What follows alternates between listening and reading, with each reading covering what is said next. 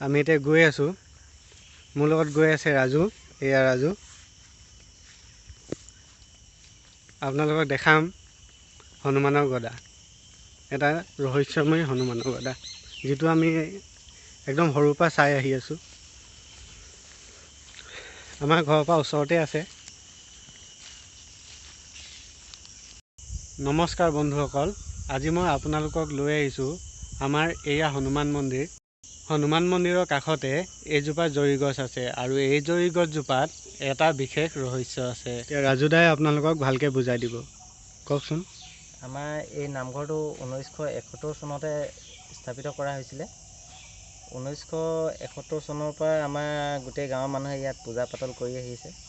পূজা পাতল কৰি বহুতে আমাৰ গোটেই গাঁৱৰ মানুহে সুফল পাইছে। তাৰপিছত মই এতিয়া কথাটো কওঁ, আমাৰ যিটো গদা সিপাৰে যিটো গদাটো হৈছে, সিপাৰে নিজে ওলাইছে। সিপাৰে যিটো গদাটো হৈছে, সেই গদাটো এতিয়া মানে কি অলপ ডাঙৰ হৈছে আগতকৈ। এতিয়া মানে আগতে কোনো গম পোৱা নাছিলে এইটো নামঘৰৰ বিষয়ে, যে ইয়াত এনেকুৱা এটা নামঘৰ আছে, হনুমান মন্দিৰ এটা আছে বুলি।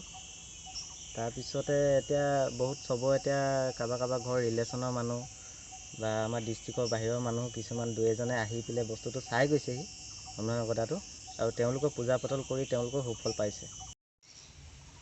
আহক আপোনালোকক দেখাইছোঁ আমাৰ এই হনুমানৰ গদাটো। দেখা পাইছেনে? এয়া হনুমানৰ গদা। এইটো আজি নহয়, বহুত বছৰ পুৰণা।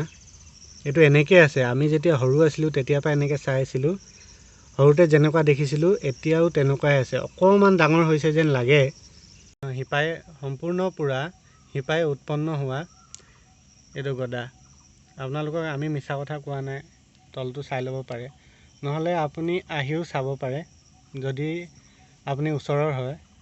এইটো আছে আপোনাৰ শিৱসাগৰ ডিষ্ট্ৰিক্ট, সোণপুৰা হাবিগাঁৱত।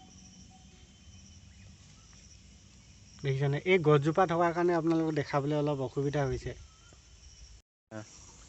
আপোনালোকে যিমান পাৰে ভিডিঅ'টো শ্বেয়াৰ কৰিব, যাতে সকলোৱে গম পাওক যে ইয়াত শিপায়ে উৎপন্ন হোৱা হনুমানৰ গদা আছে। নমস্কাৰ, মোৰ নাম Mintu. Welcome to my YouTube channel Mintu X tech.